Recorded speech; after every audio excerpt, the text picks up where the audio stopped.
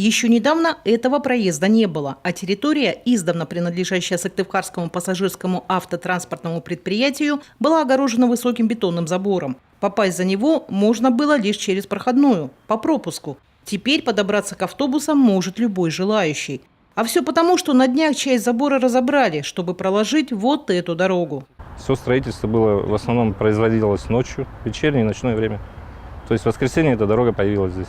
Руководство предприятия-перевозчика выяснило, инициатором строительства несанкционированного проезда стала фирма «Нефтепродукт-сервис». И ведет дорога с Исельского шоссе прямиком к автозаправочной станции. АЗС по соседству с территорией Коми-Автотранса появилась еще в 2011 году с разрешения столичной мэрии. И ее клиенты, в основном юридические лица, вполне себе свободно подъезжали к заправке через территорию АТП. Тем более, что до 30 июня между соседями действовало соответствующее соглашение. Продлять его поставщики топлива не захотели.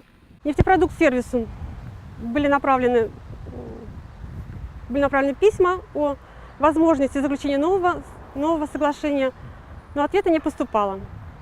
В результате в середине июля Нефтепродукт-сервис начал незаконное строительство дороги. Да, был снесен бетонный забор, тем самым открыт доступ на территорию транспортной безопасности, то есть инфраструктуры. И началось строительство дороги, незаконное. Представители нефтепродукт-сервиса настаивают, все разрешения были получены и закон они не нарушали. А недовольство соседей вызвано не заботой о безопасности, а совсем другими причинами. Это нежелание выпускать из рук контроль подъезда клиентов к заправочной станции ООО «Нефтепродукт-сервис», дабы иметь у себя в руках рычаги воздействия на принятие решения по тем или иным договорам, соглашениям, которые нам предлагались на подписание. По словам представителей нефтепродукт-сервиса, автоперевозчики задолжали поставщикам топлива около 2 миллионов рублей и расплачиваться не спешат. К тому же соседи из Коми-Автотранса не раз предлагали продать им автозаправку по нереально низкой цене. Так или иначе, теперь в ситуации придется разбираться правоохранителям.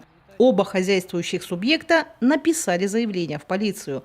Оказалось, что столичная мэрия о территориальном споре за муниципальную землю даже не знала. Сейчас, после осмотра спорной территории, чиновники приостановили все строительные работы, чтобы усадить всех за стол переговоров.